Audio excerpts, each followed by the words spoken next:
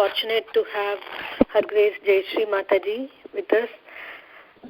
So Her Grace Jaya Sri Mataji is a very senior disciple of Srila Prabhupada, and she's from a very affluent family, and when she was 18, the first person whom she met in this movement was Srila Prabhupada himself, and she personally got Bhagavad Gita as it is copy from him.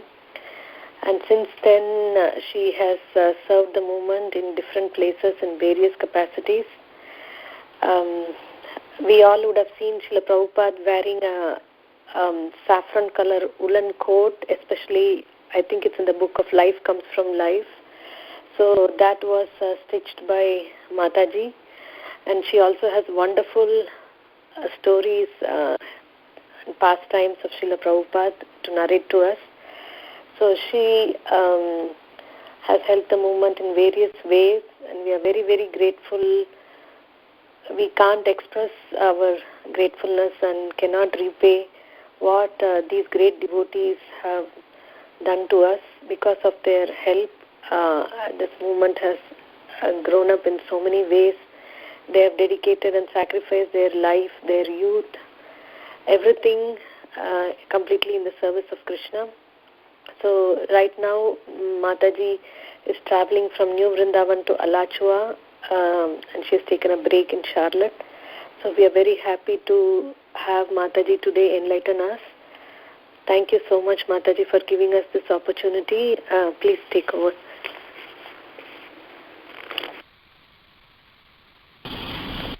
Hello, Hare Krishna. Can everyone hear me?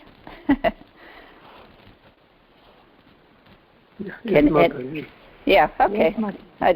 Thank you. I just, it's kind of an awkward, I've got a phone and a headset on. It's a little bit different than, but I want it here.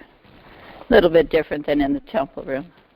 Okay, please accept my respects, and thank you very much for the opportunity to share a little bit of my very insignificant service.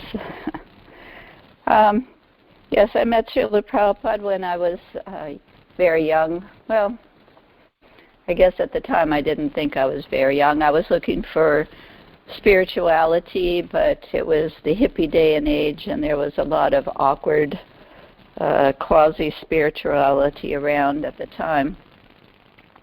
But somehow or other I prayed to Krishna to send me to somebody who knew him. Well, I didn't say Krishna, I just said God, of course. I had no idea who God was. And so a few days later there was a poster on a bakery window. I was living out I'm from Hawaii.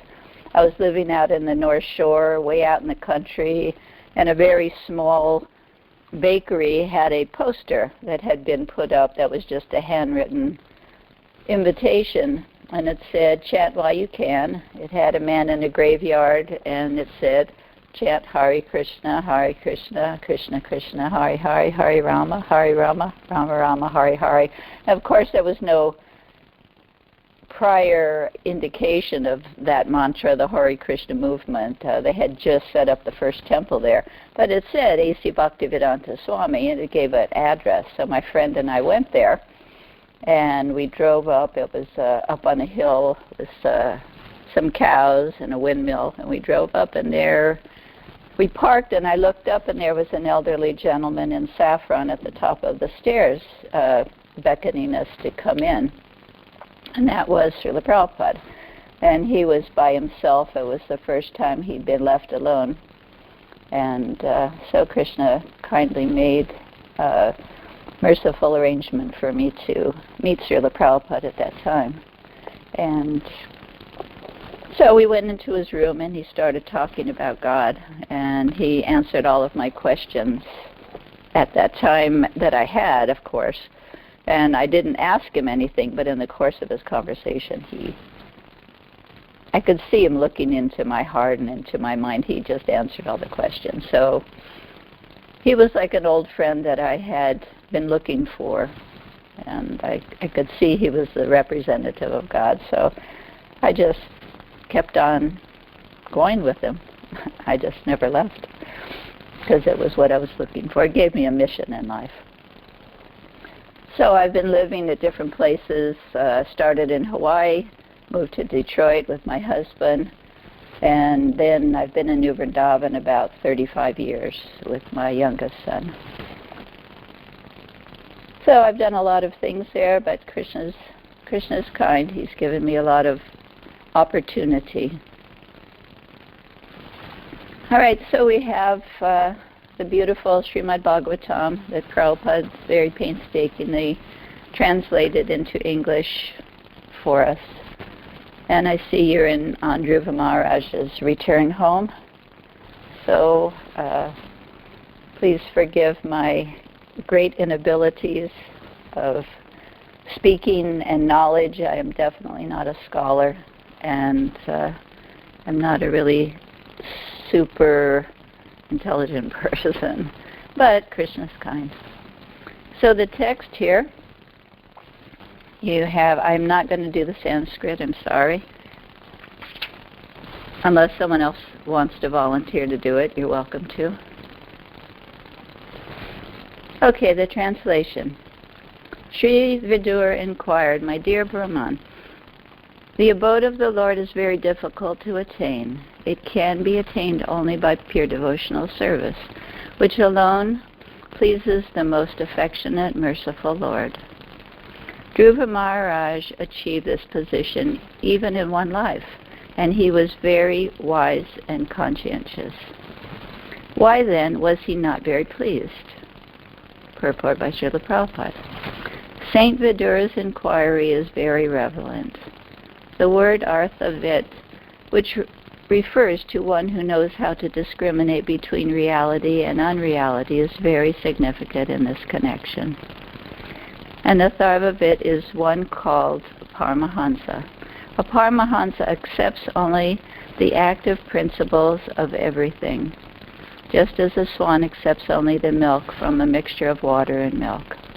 A Paramahansa accepts only the Supreme Personality of Godhead as his life and soul, neglecting all external material things. Dhruva Maharaj was in this category, and due to his determination, he achieved the result he desired. But still, when he returned home, he was not very pleased. So, Om Agana Timirandasya Kananjana Sapakaya Chaksur Militam Yena Tasmai Sri Gurave Namaha.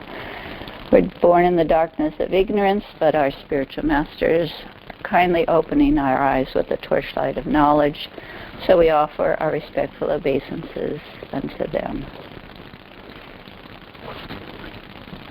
So, one thing about Srila Prabhupada was that he was very encouraging. The devotees, or the people that he met, we were just talking about this the other day, or the other night at the program we had here. The people that Srila Prabhupada met at that time were the hippies.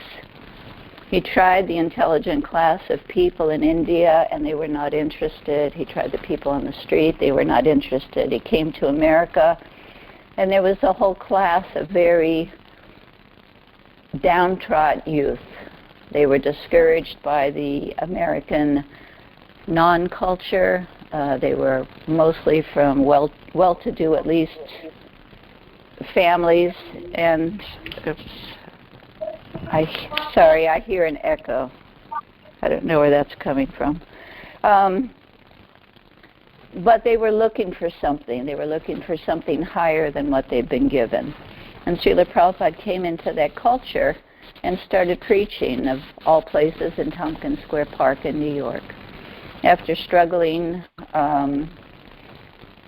it was actually Krishna's arrangement for Prabhupada to struggle like that, to live in the situation in the Bowery, because had he not lived there, he would not have met these particular types of people. And those people that he picked up off the street, you might say out of the gutter, not exactly, but sort of, many of them became very great leaders in our movement. So the mission of Srila Prabhupada was to deliver the most fallen. Lord Chaitanya's mission is to pick people up. And he wanted Prabhupada to start with this class of people. So Srila Prabhupada started preaching, and the young people started coming. So when you have people that have no idea who Krishna is, they have no idea about the Vedic literature or any devotional process or rituals or even cleanliness, you start in a very base place. And Prabhupada lived with these people. He stood in line for the bathroom to use the bathroom with these people. He cooked. He cleaned up after them. This was the beginning of the Hare Krishna movement. And at the class the other day, we had a discussion about preaching to the Westerners. Because what's happening within ISKCON in the West is that all the Indian, I don't want to say Hindu people, but they are coming to the temple more than the Westerners. And it's because we're not on the street anymore preaching to the common people. But Prabhupada, he took the opportunity that Krishna gave him, and he started with what he had. And then we see these people have taken to Krishna consciousness and become lighthouses in the world. You have Mukunda Maharaj, you have Radhanath Swami. I mean, we read Radhanath Swami's book about his beginnings and his life and his travel to India, and it's exciting and very cool and wow, look at that. But the reality is these people were living in a very awkward way. Most of us left home. We were struggling, trying to find answers to life, and we were not of the higher class of people when Srila Prabhupada came. But he took that opportunity to start with us and start giving us Krishna consciousness. And he always made it sound like the spiritual world was one step away. Like he even said all of these devotees were pure devotees. Now I'm sure there's categories of pure devotional service, of course, so he was right. They were pure devotees. But seeing what they have become, we see they've come a long way. So the common people on the streets, it's important to have programs to attract people. This is what Prabhupada wanted. He wanted us going on the streets. He wanted us doing Rath Yatras, small or big. He wanted us distributing prasadam. He didn't want us just staying in the temple with our fancy food and feasts and just staying with our own little group and becoming a club. He wanted us, this is Lord Chaitanya, he won on the streets. This is our mission. And if we forget that, if we put what Prabhupada did and what Prabhupada set up aside, then we're losing something very important. It's not, a temple's not a social place for us to just go and meet with our friends and be happy that we're just devotees together. Our mission is to go and spread this message, to uplift, the most fallen. Here we are in America. Well, maybe not all of us aren't in America, but everyone around the world, everyone out the door, they're just evolved in materialism. They're meeting and they're eating any, as Prabhupada would say, any damn thing. They're drinking all kinds of alcohols and taking all kinds of intoxication to forget the suffering that they're in. And we have a gift that we can find a way to give them. When the devotees came up with the idea of preaching, wearing wigs, and distributing books, that was a unique idea that no one had thought of. Prabhupada was behind that. Somehow or other, give these people Krishna consciousness. So back to the verse a little bit. The abode of the Lord is very difficult to attain. It can be attained only by pure devotional service, which alone pleases the most affectionate, merciful Lord. So I was looking at the Nectar of Devotion last night, and I forgot how beautiful and how very vast and deep the Nectar of Devotion is. And Kapila Dev was instructing his mother. And he said, "My dear mother, those who are my pure devotees and who have no desire for material benefit or philosophical speculation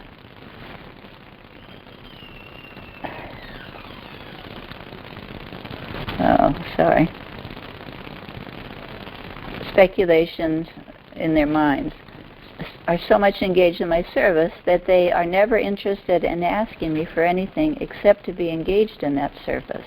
They do not even beg to live in my abode with me." And in the Nectar of Devotion was written, of course, you know, by Rupa Goswami. And we see that Rupa Goswami's life, he had come from wealth.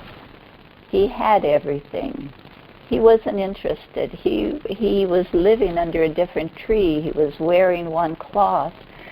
But his satisfaction was in his service and his association with Lord Chaitanya and doing what Lord Chaitanya asked him to do. And they wrote beautiful books. He and the other Goswamis wrote such beautiful books.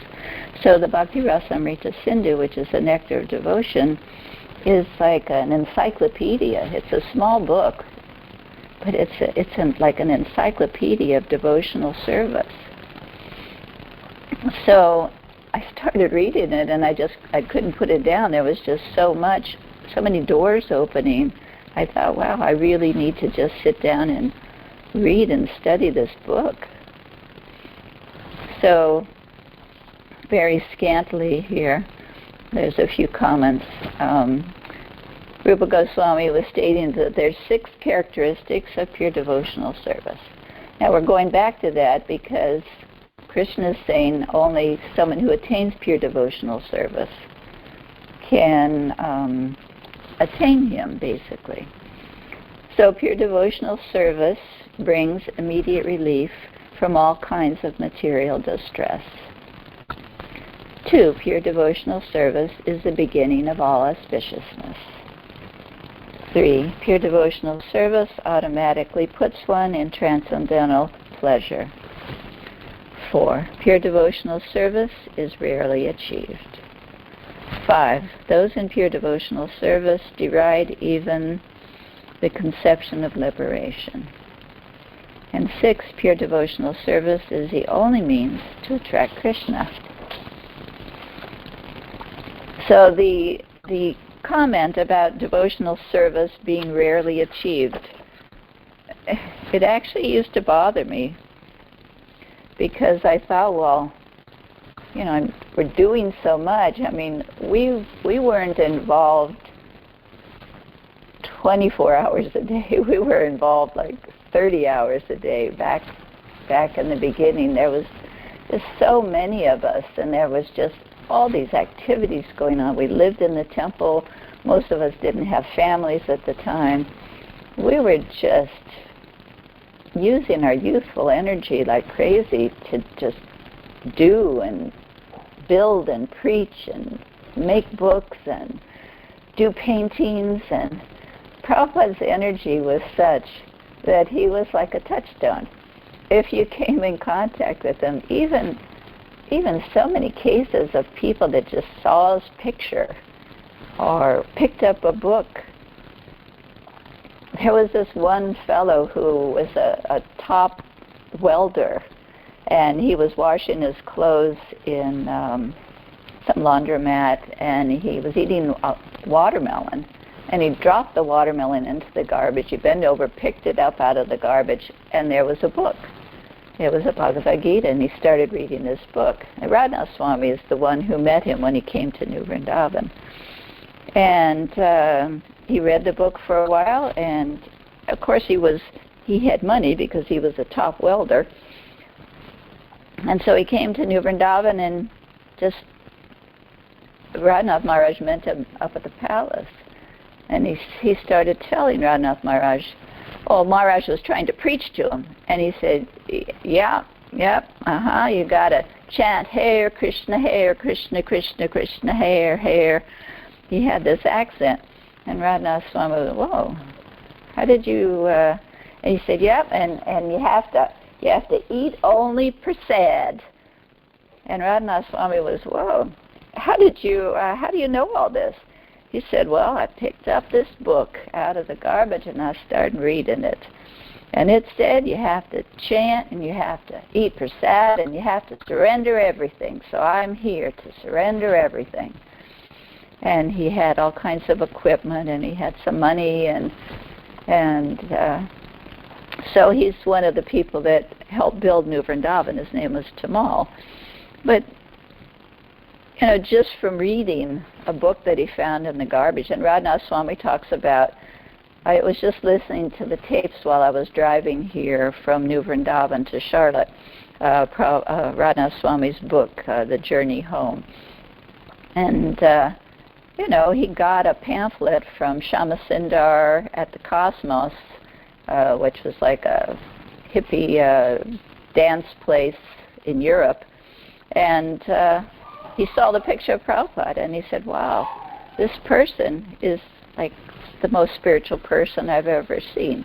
He didn't really know anything about it at the time, but he was very attracted to Srila Prabhupada. So that Srila Prabhupada, his attraction was like a magnet.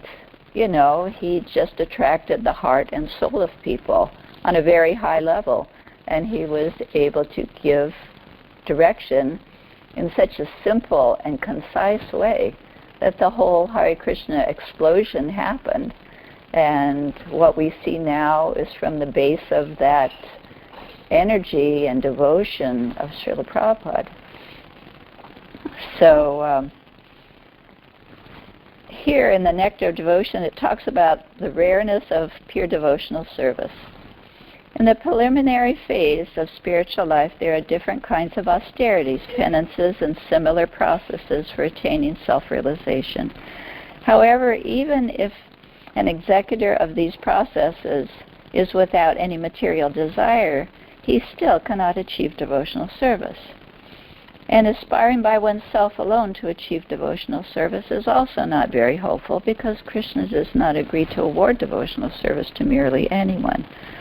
Krishna can easily offer a person material happiness or even liberation, but he does not agree very easily to award a person engagement in his devotional service. Devotional service can, in fact, be attained only through the mercy of a pure devotee. In the Chaitanya Charitamrita, it says, by the mercy of the spiritual master who is a pure devotee, and by the mercy of Krishna, one can achieve the platform of devotional service. There is no other way. So here we are in this day and age, and somehow or other, by Krishna's mercy, he sent Prabhupada to the West. And again, by Krishna's mercy, all these young boys and girls came to Srila Prabhupada and became inspired to manifest pure devotional service extended throughout the world. It's like a lotus flower just in the middle of this rampant, disgusting, difficult, terrifying Kali Yuga. We have the International Society for Krishna Consciousness and all these wonderful Namhata programs and phone conferences. And Prabhupada actually said at one time that all this new media was actually Lord Chaitanya's mercy to push on Krishna consciousness. It can be used for bad things or diversions, or it can be used to promote Krishna consciousness. So what we have is Prabhupada's books, which this was his mission. Bhaktisiddhanta Maharaj told him, if you ever get money, print books. Books are the big mridanga. This is for disseminating devotion throughout the world. This is what we are, what do we call the custodians, the caretakers. This is our great fortune. And I was listening to Varshana Swami just the other day. We were sitting and talking. I sew for his deities. And he was also talking in a group. We had another program on, I believe it was the last day of Kartik he spoke. And he was saying, Prabhupada kept saying, you have no idea how fortunate you are. You have no idea how much good fortune you have with this connection with Krishna consciousness. So it's our duty, our good fortune to be able to share this good fortune with everybody. And you have people like Vaisheshika Prabhu, they're just like the most auspicious people we have to deal with. They're all over the place now. There's just these great souls that have manifested out of this movement that are doing so many wonderful programs. Just being here in Charlotte, I'm hearing they're having 4 Rath Yatras now. They're doing all these different, going to Veg Fest, distributing prasadam. They have their groups, they have programs, their Namhata groups. It's just so exciting. It's a different dimension than when we first started, but it's Lord Chaitanya's tree. It's all these little beautiful branches that are just expanding everywhere. Just use your intelligence and find wonderful ways.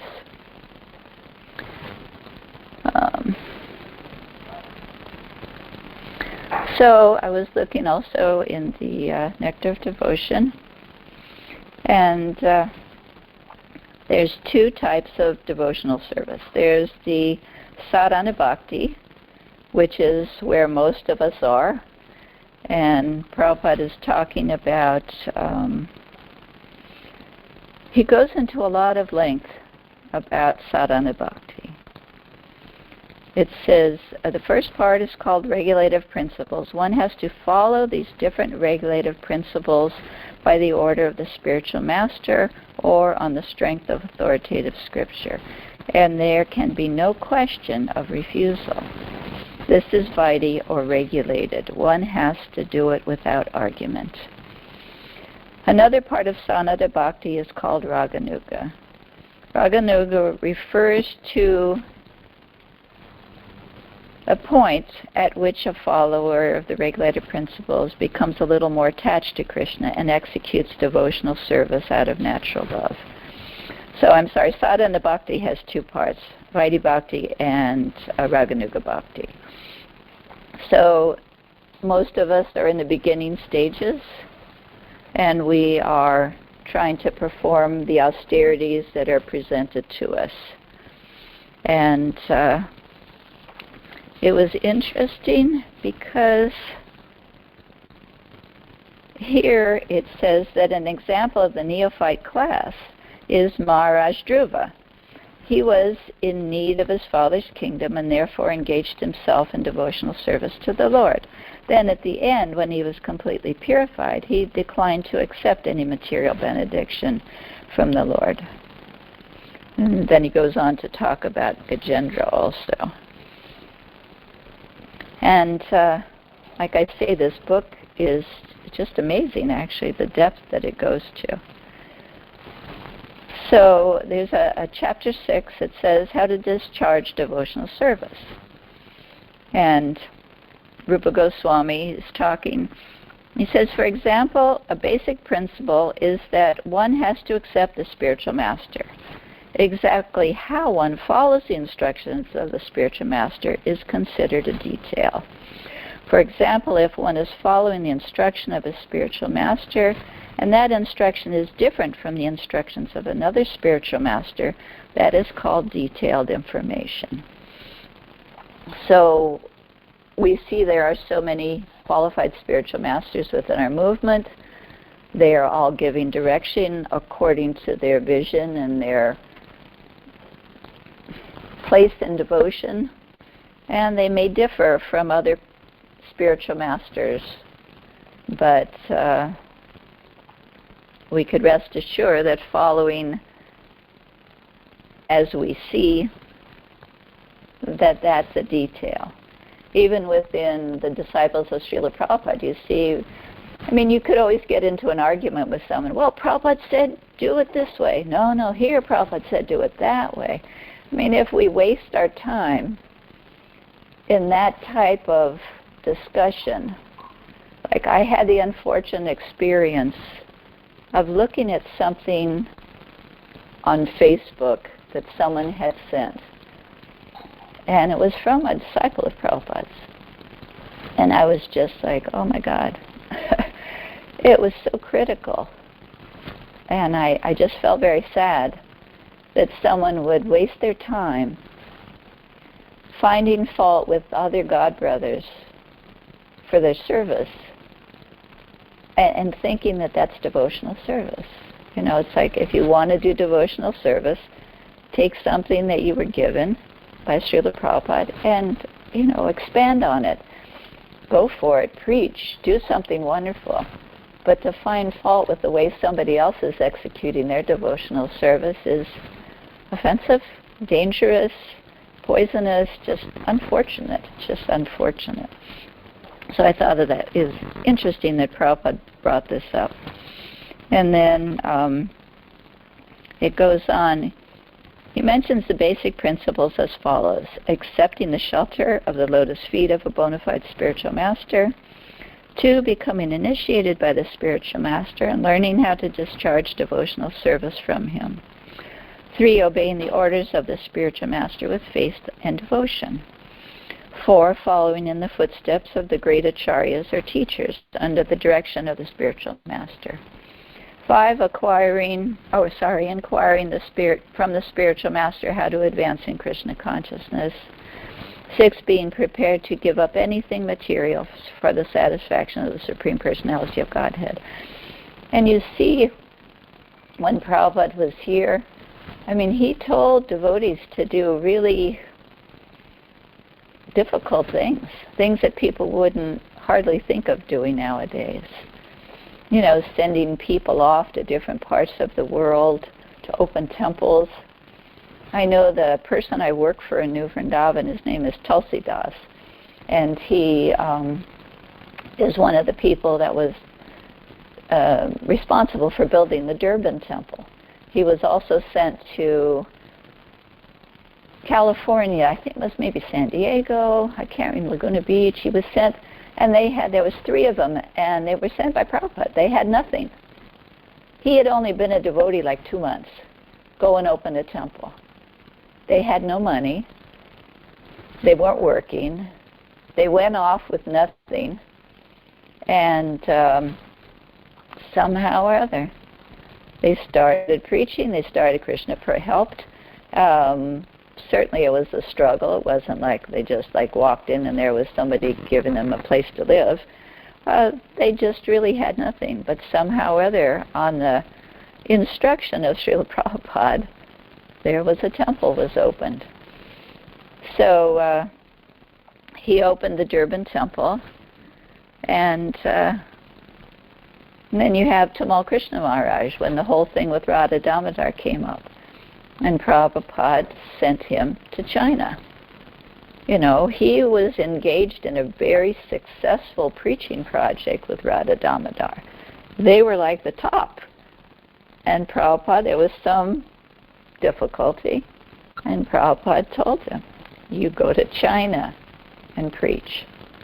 Now, how many of us, on the drop of a hat, with as much as we're trying to do for our spiritual masters, if they called us and said, hey, I want you to drop everything and go off to Egypt and start a temple, how many of us would say, okay, count me in? You know, it's like that surrender. So, being prepared to give up anything material for the satisfaction of the personality of Godhead. That means that when we are engaged in devotional service of Krishna, we must be prepared to give up something which we may not like to give up, and also we may have to accept something that we may not like to accept. When I was in Florida a few years ago, some of the devotees that worked with Prabhupada with the Russian Yatra. If you remember, Prabhupada went to Russia. He and Shyama they stayed at a hotel. They had one Bhagavad Gita. There was no question of preaching there. So Shyama took a walk, and he met this young man, brought him back to meet Prabhupada. Of course, it was just the perfect person. Prabhupada imparted all this, sat with him for several hours, as far as I know. And that was the beginning of the yatra. They got the books, they started printing them, and this girl in Alachua, she was saying, she was in France, and she had read, she was a devotee, she was at the temple, and she had read, service to the spiritual master is highest when he asks you to do something, or you're most surrendered, you show the most love, when he asks you to do something that's very difficult. And she prayed to Krishna, please give me that type of opportunity. And shortly after, Prabhupada called for her. And he asked her to go to Russia and marry this devotee. And she said, yes, Prabhupada. And she went. And she was instrumental, as was Kirti Raj and his wife Hari Puja, in bringing all these books into Russia. The devotees were printing under the floorboards in their houses, printing mimeograph books at the risk of going to prison.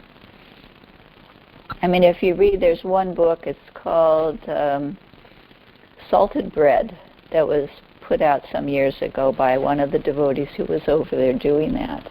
And it's called Salted Bread because when they were put in these prisons, they would make their japa beads out of salted bread. They would squash the unleavened bread and let it harden and put it on some kind of string or whatever, and that was the japa beads. And so in Alachua, we had a class. It was very wonderful. It was in the temple room. It was given by this girl that went and married the Russian, Mandakini is her name. She's my god sister. And Kirti Raj and his wife Hari Puja. And they told the stories of how this incredible preaching was going on over there. And then you have people like Devamrita Swami, who was also over there. He's talking about jumping out of windows, doing programs, having to run from the KGB. Bhaktitirtha Maharaj talking about riding trains, chanting his japa in the toilet on the train, just so he could get them done. I mean, this is really surrender. And so we're growing, right? We're at the beginnings of devotional service, and we're trying to make progress to pure devotional service. So, residing in a sacred place is number 7, place of pilgrimage like Dwarka or Vrindavan. And of course we have wonderful places like New Vrindavan where I live. It's just a holy place.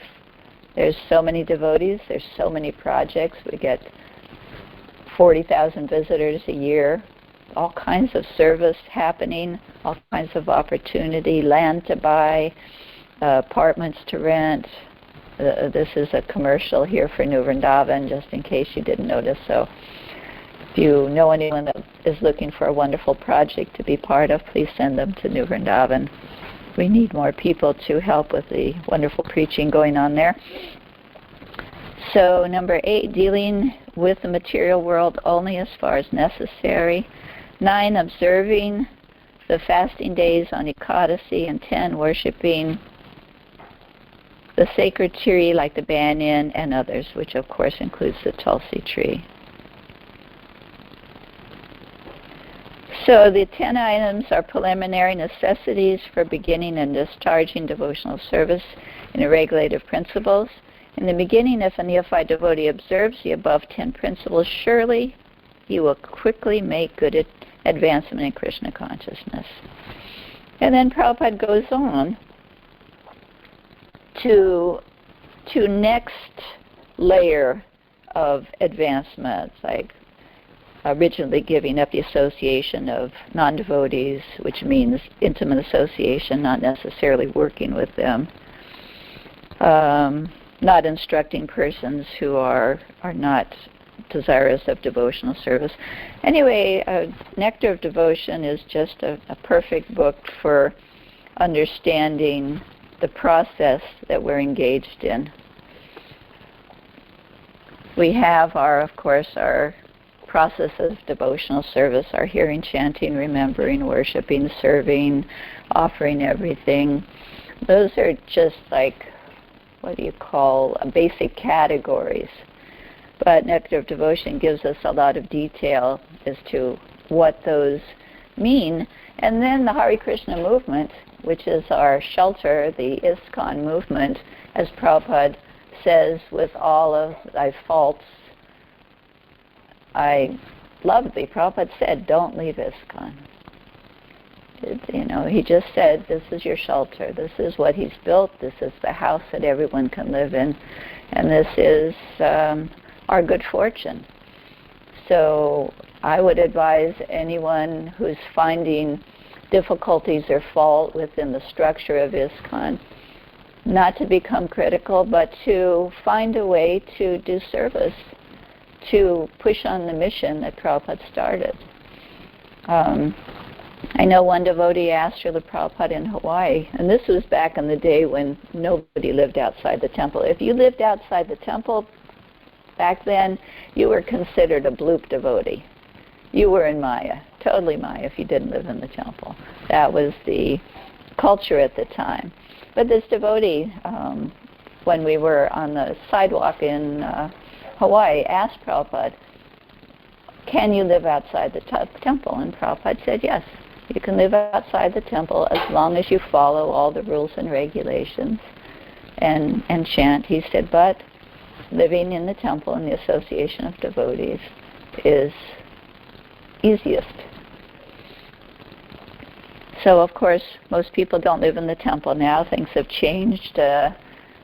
Temples are, I don't want to say abandoned, but they definitely do not have the amount of people living in most of the temples that can even support the service that goes on there. And that's actually sad. And a question that was asked to me the other night is about preaching to people besides other Indian people that already have some idea about Krishna consciousness. And if we did more street preaching in any way, however, have Festival of Colors, learn how to do books, set up book tables with cookies on campuses. You have people like Vaisheshika you can turn to that have great ideas. Adi, what's his name? Adi Purush? Adi Karta down in Alachua. You see his posts on Facebook all the time. He's giving books out like crazy at colleges. You have programs like the Krishna House in Gainesville that is just a mecca. It goes to the college every day. It's been there 40 years. It's so established at the school that the brochure from the school talks about the Krishna lunch. They distribute prasadam. They make money, enough money to buy one building after another and after another in the little area where the Krishna House started, right across from the school. They own like 6 buildings there, all in one group now. So the opportunities for making devotees and filling the temples up again is not that the Indian people that come over that are already established and already professionals are going to give up and move into the temple. But the Westerners or the people that aren't in that category, the newer people, if we can cultivate them, they'll be encouraged to do more for the temples. We need to be careful to keep our street and spread Krishna consciousness like Lord Chaitanya did and like Srila Prabhupada did. Okay, I think it's getting, I don't know exactly, I think my time is up, and I didn't take any questions. So if anybody has any questions, I would be happy to give my little 2 cents.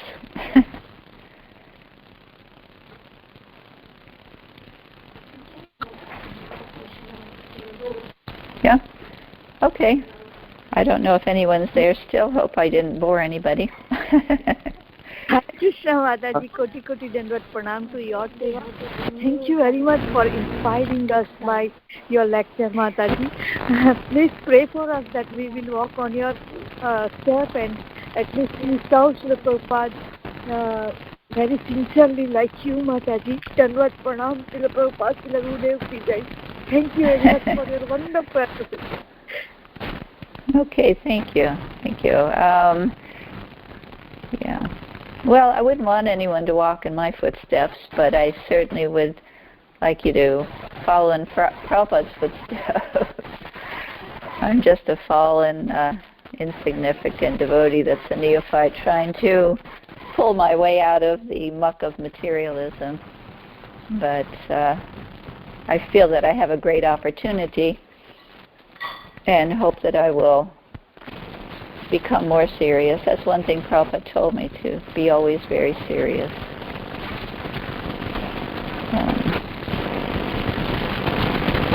Okay, well, I don't know how I'm supposed to end. I don't know what to do now. Aji? Hare Krishna, Mataji. Dandavas. This is Samodarananda Das from Bloomington, Illinois. Okay. Thank you very much for your wonderful lecture, Mataji. We are very fortunate. It was very inspiring. Very simple but very inspiring. Especially the quotes from Srila Prabhupada, that we don't know how fortunate we are. Although we have some idea, but coming from you, from Srila Prabhupada, was very inspiring for me. Thank you, Mataji, for very good. Wonderful explanation. Hare Krishna. Hare Krishna. Well, you know, if you see the magic that Krishna can do with the soul, then anybody we see on the street, anybody we work with, can be influenced by Krishna consciousness. And in some cases, Prabhupada only gave a hello, an acknowledgement, a smile, we can give invitations. We don't have to try and preach to people that have no interest, but just to give them an opportunity to make spiritual advancement even on their own path. For instance, the other night, there I was. I gave a class here. There was a storm coming in, and I was questioning whether to stay. Malati had called me, told me about the storm. Another god sister had called me, told me about the storm coming in, and another one had called me and told me about the storm. So I was thinking, well, it's not hitting for another 10 hours, so I should just finish the class where I was and move on out of the storm area. So the weather was good. It was like 8 o'clock at night, 8:30, and I only had an hour to drive. My GPS took me all around the city in a very awkward way. I ended up at a very awkward intersection that was a bend with two streets coming into it right next to each other. I was on one street. I stopped. I did everything right. I started to go into the bend to keep on going to the freeway. All of a sudden, there was a car right in front of me, and we hit. He was coming off the bend, going to the street next to me, and I was just going forward. And there I was in this awkward, freezing situation, raining, in a car accident that ended up, the poor policeman, he said, it's nobody's fault. He said, but I have to give the fault to somebody, so he gave it to me. So when he came over and gave me he didn't give me a citation, he just gave me the write-up of the report. And he felt bad. He apologized. He said, I'm so sorry. Because he knew it really wasn't my fault. I wasn't neglectful. This guy pulled right in front of me. So I looked, and he was outside, so I got out of my car, and I had a garland from the deities. Now, it's probably not something you're supposed to do, but I went over to him. He was young. He was like 30 years old or something. I went over to him, and I put the garland on him. And he started smelling the garland, and I realized that, here's devotional service. And I told him about New Vrindavan and what I do, just for a few moments. I told him about the Palace of Gold, and he ended up telling me that his family lives in Beckley, which isn't too far. Anyway, it was a very small exchange. But I realized that that's pushing on devotional service. That's giving him something he never would have gotten at another time, probably. And who knows where it will go from there, because he appreciated it. He appreciated me. He respected me, and he smelled the flowers. That's a small thing. But who knows? Like the fellow who picked the book up out of the garbage, or the pamphlet that Radhanath Maharaj got. He got a pamphlet, and then he got a pamphlet from somebody, and it was Shyamasunder that put the fruit salad in his hand at the Cosmos. That's what. He got a pamphlet from someone at another place, at some event he was at. Anyway, it's small, but it's worthwhile. When I was in the hospital a few years ago, the person that put me in the hospital was a devotee. He was the president of the Columbus Temple. And because I had a problem, my doctors couldn't figure it out, he said, I'll help you. Just put me in the hospital for 3 days, and they did every test, found out what it was. But I noticed they have like a reading shelf for patients, and he has Prabhupada's books there. We don't know what these small things will add up to, but we shouldn't neglect any opportunity to spread Krishna consciousness to benefit people. Okay. Thank you so much. Radhanath Maharaj Jai. Mataji, thank you very much for explaining such a nice thing. Mataji, pray for me. From last 7 years, I am waiting to enter West Virginia New Vrindavan Dham, but because of some reason, not able to enter in Sridham Vrindavan Dham. Mataji, pray for me that very soon I am able to enter in Sridham Vrindavan Dham and shout Srila Prabhupada and Srila Gurudev listen sincerely. Hari Bol, Hare Krishna, Dandavat Pranam. Okay, Hare Krishna, everyone. Thank you so much for your nice program that you have, and for inviting me. Thank you, Mataji. Koti Koti Dandavat Pranam. Okay. Hare Krishna, Mataji. Please accept my humble obeisances. This was such an inspiring session.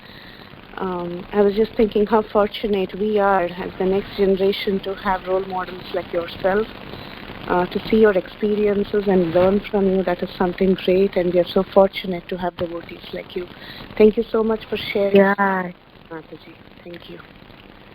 Oh, thank you. Thank Prabhupada for making ISKCON and accepting lowly fallen people like myself to shelter. It's really very inspiring lecture, Mataji. Please give your addresses regularly. Oh, actually, I think I'm going to be on the conference now. I think it's a great idea. I was watching her. She was listening to class, and I thought it was just a recorded class, and she said, no, it's live. And I thought, wow, this is a great idea. You can attend a morning program. She said you have japa, the 10 offenses. You can attend the morning program no matter where you are. Yes. Okay, well, I hope to see you all in New Vrindavan. Please come visit us there, and I will be in Alachua hopefully tomorrow. Sorry to interrupt, Mataji. If you can you name of how you made the cape for Prabhupada and what he wrote in appreciation? It so much moves us to hear these. The cape or the coat? The cape. I made a cape and a coat. I made the coat that Prabhupada wore. If time you can talk about both. Well, Govinda Dasi was Prabhupada's secretary with her husband, and she was like his mother. She always treated Prabhupada. He actually used to write to her, my dear daughter, Govinda Dasi. And they had a close relationship, and he used to wear the black coat that you see him in the pictures in England. So she asked me, I came to the temple, I moved into the temple, I had a sewing machine. She asked me if I could make a coat for Srila Prabhupada that was saffron. So we were in Hawaii, and she wanted wool, and I thought, well, where am I going to get wool? in Hawaii that's saffron, but I went down to the local Sears, and they had fabric at the time, and I walked in, and there was a bolt of saffron wool. So I got a pattern of a sweatshirt pattern with a hood. I mean, it's a longer story. I don't know how much time I have. I got the pattern, and Govindadasi had Prabhupada's coat for measurements that he wore when he was a businessman. So I made the coat fashioned after what she wanted. She added the peacock feathers to it, which it had on the tassels. And she also asked me, because Prabhupada, when he would translate, would sit at the desk, as we've seen, and he would use his chadar. Now, he would be up in the middle of the night, so it was chilly, so he would have his chadar, and he'd be trying to throw his chadar over his legs and over his head and over his arms, and you know, chadars are not always cooperative, so he was always adjusting the chadar. So she asked me to make him a cape, like, you probably don't know the story, maybe you do, Little Red Riding Hood. It's a cape that she wanted it long, so it would have, if he stood up, come down to maybe his, I don't know, almost to his knees. 1 second, Malati's calling. Malati, I'll call you right back. I'm on a conference call. I'll call you right back.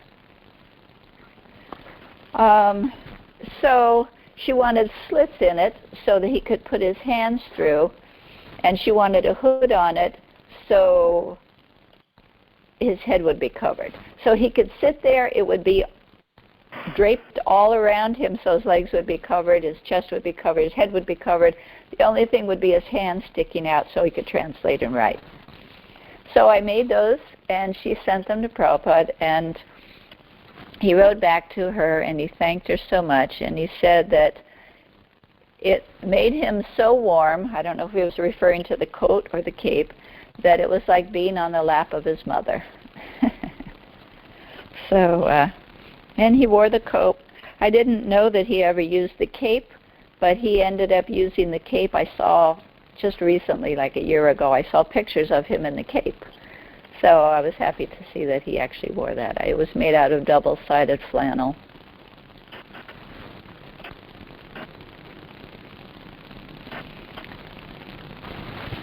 Okay? Thank you, Mataji. Hare Krishna, Dandavat Pranam. Okay, Hare Krishna, everyone. I guess I'm signing off here. Do I sign off? Thank you so much, Mataji, for the beautiful class and valuable association. We offer obeisances to all Vaishnavas. Vancha kalpatarobhyasya kripa sindhu Sindhu bhayabhacha patitanam bhavanebhyo Vaishnavebhyo namo namaha. Ananta Vaishnav Vrinda ki jai. Namaste Srila Haridas Thakur ki jai. Shri Krishna Chaitanya Prabhu Nityananda Shri Advaita Gadadhar Srivasadi Gaura Bhakta Vrinda ki jai. Srila Prabhupada जय ग्रंथरा श्रीमद् भागवतम की जय हर जय श्री माता जी की जय। Thank you.